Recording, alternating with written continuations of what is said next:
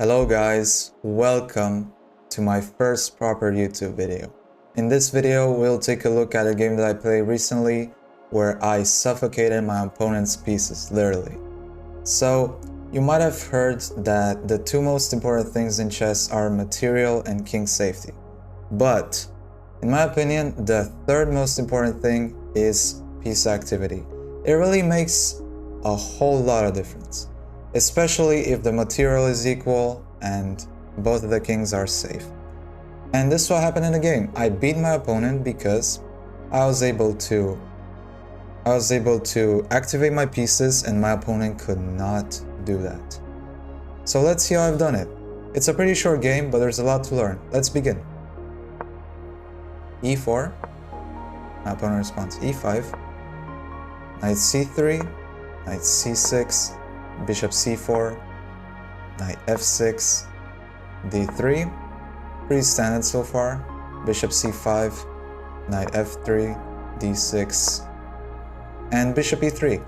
So what I want to do with this move is damage the pawns, take the bishop and damage the pawn structure here. It's a pretty decent attempt. My opponent takes this bishop, which is a pretty good move, the best move according to the engine. I take. And now what I want to do is play d4, but before that I want to castle. So I make sure that I can castle beforehand. So now my opponent castles, which is not the best move according to the computer, but it's still fine. The engine wanted knight a5. The engine really wanted this bishop. And now if I bring my bishop back, the knight takes. And now I double my pawns. That's fine. Castling is a really good move. It's still equal, no worries. And now I castle myself, which is also not the best move according to the computer. Computer wanted a4. Reason why is that after knight a5 I can now bring this bishop back and it's all good. Okay, but castling is still a good move. And after I castle, my opponent does play knight a5. Best move, good job. I bring my bishop back. Obviously, I would prefer losing it on the b3 square, because once knight takes, I can open up my rook. It's a pretty interesting thing. You will now want your knight to be taken right here, because then these pawns are pretty bad. Remember, I want to play the move d4, which is why I prefer getting my bishop taken right here. Okay, c6, pretty solid move. And I play the move d4. Like I said, that was the plan. Takes. And now he takes d4. So this is the move that I played. The engine wanted me to take with the queen, which is definitely not something I would do. I really wanted to take with the pawn so I can play the move e5. Taking with the queen doesn't seem like a human move to me, but again, stockfish is stockfish. Stockfish is not gonna care about that. Okay, now my opponent pins my knight, which I'm not a big fan of. So what do? I immediately attack this bishop. Okay, so h3. Opponent goes back. Really good move, because if my opponent would have taken, then I could have taken with the rook. Let's see. So h3. I could have taken here, even with the pawn. Like, even with the pawn, this is okay, because the open g file will help me build up an attack here. So my opponent slid back, which is a good move, as I said. And now, like, g4 looks like a good move, but what do I do if I do play g4?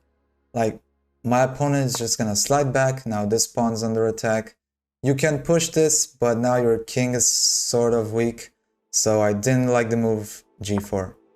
So I play e5, which is a pretty good move. It does attack the knight here. It forces my opponent to make a move. The computer wanted me to get out of the pin, which is a pretty good move as well. My opponent takes, take back.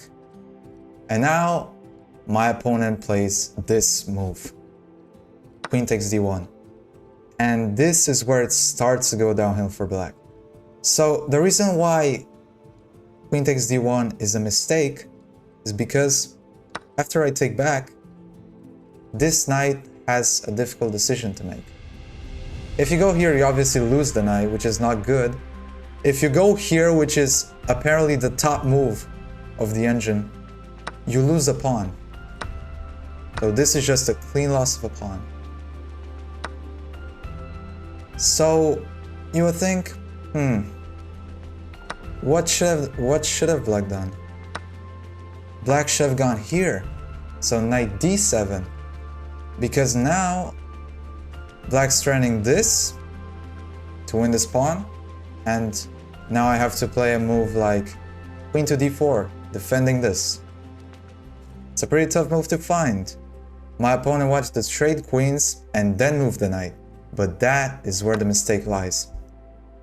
Now my opponent plays knight to e8, which is an inaccurate move, and now I play a move that I'm pretty proud of, the top engine move, rook d7.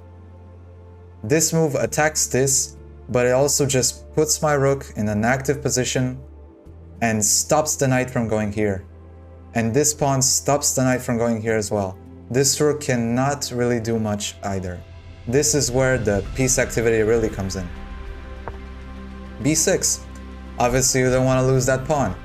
The top move is to go here, according to Stockfish, just sacrificing this, which is not something a human would play. They see that pawn is hanging, then they move the pawn. So b6. And now I attack the bishop because I think that the bishop will not do much here. This is an inaccuracy. According to the engine, I should have just moved my knight here right away to attack this pawn. And if it gets attacked, then I bring my knight here or here, and it's fine. But I play g4. Bishop goes back. And now you should realize that when the bishop goes back, it also attacks this pawn. So now I play the move knight d4. This move attacks this and it protects this pawn. So now my opponent plays c5, thinking, okay, now you have to move and then I'll win this pawn. But it doesn't work like that.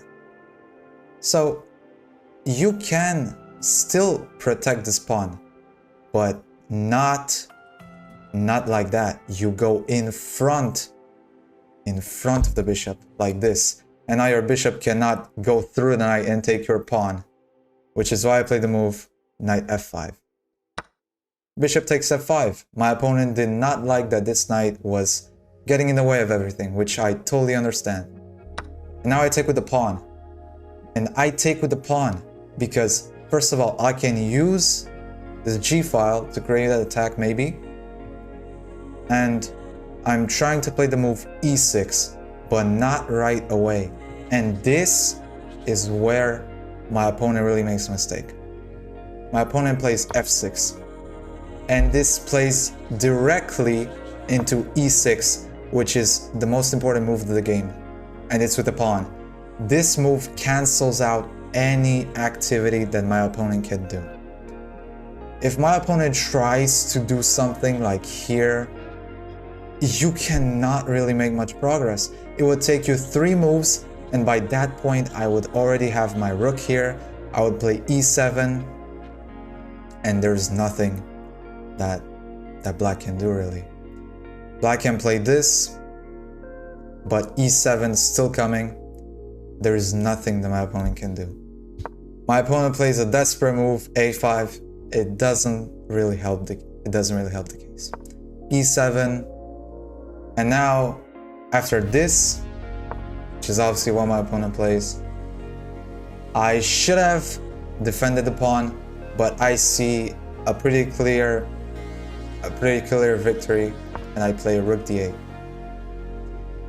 And now, if this pawn gets taken, this rook gets taken. If this rook gets taken, I make a queen, right? So it's a pretty straightforward move. And if the rook goes here, you hang mate. So this is the killer. This pawn can be taken, but it doesn't matter because now I managed to win the rook. And that's it. But the game is not over. This is just the winning of the rook. My opponent did not resign here. King f7. Really good move here. Engine likes this to stop knight d5. But now, because my opponent moved the king, instead of playing this, I do play knight d5. The rook tries to infiltrate. But that, whilst that is a pretty good move now, I'm not intending to defend this pawn. Because this king is out in the open now. And if I'm able to bring my rook to this file, which you're gonna have to keep in mind, it will happen, you'll see that the king doesn't really have any escape. This rook should stay on the e file.